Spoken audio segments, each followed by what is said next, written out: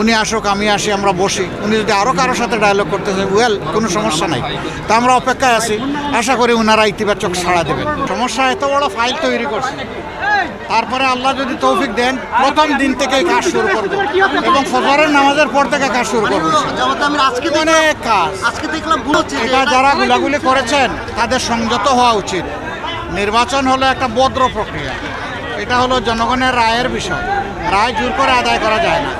এই জন্য যারা এই কাজ করতেছেন তাদের প্রতি আমরা আহ্বান জানাবো, তারা যেন এই সমস্ত কাজ থেকে বিরত থাকেন। আমরা একটা শান্তিপূর্ণ, সুষ্ঠু, নিরপেক্ষ, বস্তুনিষ্ঠ নির্বাচন চাই, আর এটার জন্যই জাতি মুখিয়ে আছে। এটা যারা করবেন তারা দুঃখজনক কাজ করবেন, জনগণ তাদেরকে ক্ষমা করবে না। দেখেন আসলে এটা হামলা হয়েছে না, ঠিক আছে, পুলিশের উপরেও হামলা হয়েছে, আবার পুলিশও হামলা করেছে, দুইটাই। আমরা চাই যে কোনো সমস্যার তার শান্তিপূর্ণ সমাধান হোক।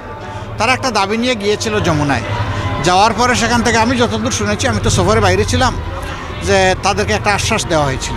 তারা হয়তো আরও তাড়াতাড়ি আশ্বাসের ডেলিভারিটা চেয়েছিল।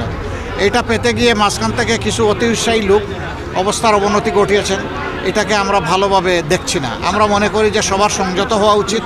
এটা সরকারের যারা আইনশৃঙ্খলা বাহিনীতে আছেন তারা এবং নাগরিক আমরা যারা আছি তাদেরও আমাদের দায়িত্বশীল আচরণ করা উচিত সবার।